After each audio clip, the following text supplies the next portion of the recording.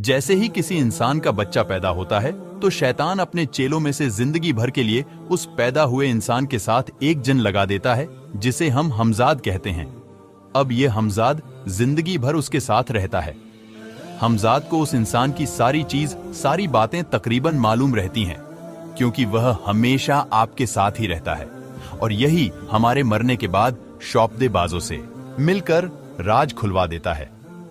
मिसाल के तौर पर, जैसे कोई शख्स किसी के पास जाता है, वह मेरे मसलों का हल कर देगा।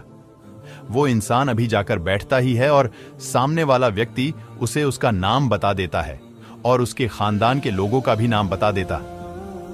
इस पर उसे शख्स को विश्वास हो जाता है कि सामने वाला आदमी बहुत पहुंचा हुआ है, बिना बताए ये सब बता देता है। आओ जानते हैं यह गैब की बातें कैसे बता देते हैं। ये अपने हमजाद को कुफ्र करके मना लेते हैं।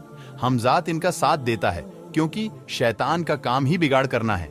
इन शौपदेबाजों का हमजाद हमारे हमजाद से हमारे बारे में सब कुछ पूछ लेता है, फिर उसे बाबा के कान में बता देता है और इस तरह ये हमारे राज बता देते हैं। दोस्तों, ये शौपदेबाज शैतानों की मदद से गैब की बातें बता दिया करते हैं और हम समझते हैं, अरे ये आदमी, यह बाबा तो बहुत पहुंचा हुआ है, ये तो वह बातें भी बता देता है जो मैंने अकेले में की थी।